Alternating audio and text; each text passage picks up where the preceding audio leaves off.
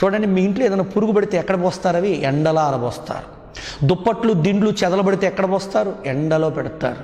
వస్తువులకే కాదు, దేహాలకు కూడా గనక ఎండ తగలకపోతే చెదలు పట్టి తుప్పు పట్టి నిర్జీవమైపోయి అవయవాలు పనిచేయక మానవుడు మరణానికి మార్గం పోవాల్సిందే, మరణ మార్గానికి డోరు తెరవాల్సిందే. అందుకే ప్రతిరోజు భారతదేశంలో వృద్ధులు చిన్న పిల్లల్ని ఎత్తుకొని వాళ్ళ ఇంటి ముందు అరుగుల దగ్గర, గచ్చు అరుగులు అంటారు, రచ్చబండలు అంటారు, ఇంటి ముందు కూర్చొని చక్కగా నలుగు పెట్టి ముసలాయన ఎత్తుకొని గంటో అరగంటో కూర్చుంటారు. అందుకే మనం చదువుకున్నప్పుడు చూడండి, డి విటమిన్ తగ్గితే దొడ్డి కాళ్ళు వస్తాయని చూపిస్తారు. మరి దానికి మందు ఏంటంటే ఇవాళ నేషనల్ ఇన్స్టిట్యూట్ ఆఫ్ న్యూట్రిషన్ వాళ్ళు కూడా చదువుతున్నారు, NIN, సూర్యరశ్మిలో ఉంచితే దొడ్డి కాళ్ళు మంచి కాళ్ళు అవుతాయి అంటున్నారు. చూడండి ఎంత అద్భుతంగా సూర్యుడు, అందుకే ఆయన్ని విశ్వ ఆధారభూతమైనటువంటి శక్తి స్వరూపుడు కాబట్టి భగవానుడు సూర్య భగవానుడు అన్నాడు. అందుకే పురాణాల్లో సూర్య నమస్కారాలు చేయమని మనకి నొక్కి ఒక్కాని మనుషులు మైల్కొల్పుని సూర్య నమస్కారాలతో మొదలుపెట్టారు. మీరు గురుకులాలకు పోండి, వేద పాఠశాలకు పోండి. పూర్వంలో అనగా నేను పుట్టకముందు 80s 70s, సింపుల్గా 80sలో కూడా ప్రతి ఇంట్లో సూర్యుడికి ప్రొద్దున్నే ప్రదక్షిణలు చేసి ఆజ్ఞం చేసేవాళ్ళు.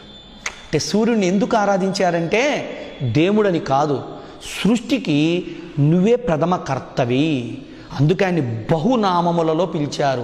ఏ మాసములో సూర్యుడు ఎలా కనిపిస్తాడన్న దానికే ఆయన పేరు అర్కాయ నమః, భాస్కరాయ నమః, ఖగాయ నమః అని రకరకాల పేర్లతో ఆయన రూపము, కవళికలు, ఆ సూర్యునిలో ఉద్భవించే సూర్యకిరణాల్లో కనిపించే తేజస్సును బట్టి ఆయనకి ఒక్కొక్క రాశిలో ఒక్కొక్క పేరు పెట్టి పిలిచిన పేర్లతోనే ఇవాళ మనం సూర్య నమస్కారాలు నేర్చుకున్నాం. అందుకే యోగ శాస్త్రంలో సూర్య నమస్కారాలు ఏ శరీరం అయితే రోజు చేస్తుందో ఆ శరీరమునకు సర్వరోగ నివారణ మంచి సాధన సూర్య నమస్కారాలు. శ్వాసక్రియ, నాడీక్రియ, మొత్తం జీర్ణక్రియ, రీప్రొడక్టివ్ అంటారు, సంతానోత్పత్తి క్రియ, మనోక్రియలు మొత్తం సవ్యస్థితిలోకి వచ్చి మానవుని అంతర్గత దేహ నడవడికకు ఉపకరించే గొప్ప ఆహారము సూర్యరశ్మి.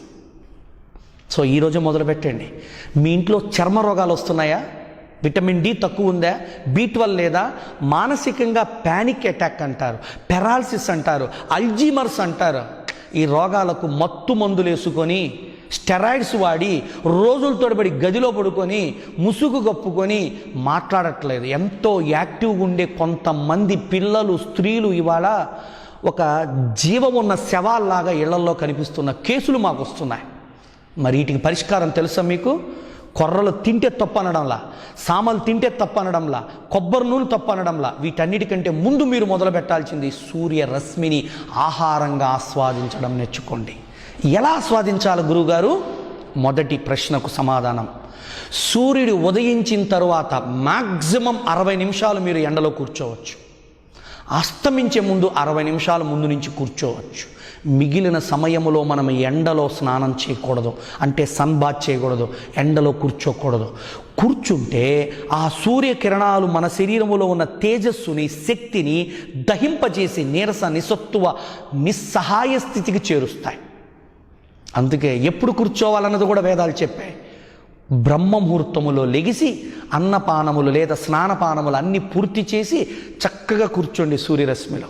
లేదా దంతధావనం చేసి మల విసర్జనలు చేసి ఒక కుర్చీ వేసుకొని కళ్ళ మీద సూర్యరశ్మి పడకుండా శరీరం అంతా అభ్యంగనంగా పడేటట్టు చేసుకొని చక్కగా కూర్చోండి. మరి స్త్రీ మూర్తులు ఎట్లా అండి? డ్రెస్తో కూర్చోండి.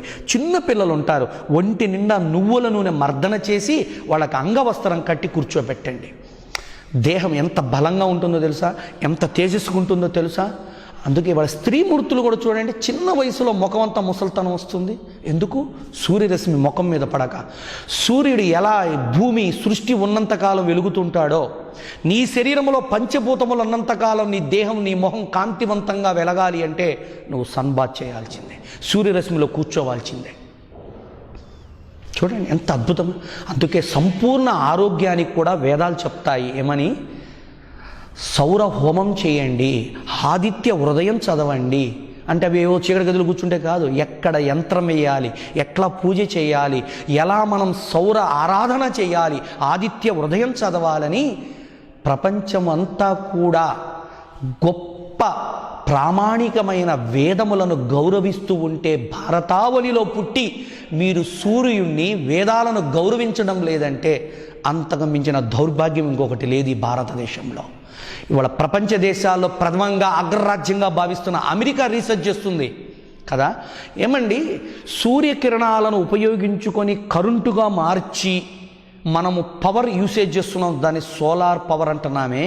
మన దేహములో ఉన్న కణాలకు కూడా సూర్యకిరణాలలో వచ్చేటువంటి తేజస్సును స్వీకరించి మానవ దేహం యొక్క మనుగడకు ఉపకరించే శక్తిగా మార్చుకునే ప్రోటాన్, న్యూట్రాన్, ఎలక్ట్రాన్ల కణజాలాల సమన్వయ స్థితి మన దేహంలో ఉంది. నువ్వు పెట్టడం లేదు ఎండలో, అంతే సమస్య.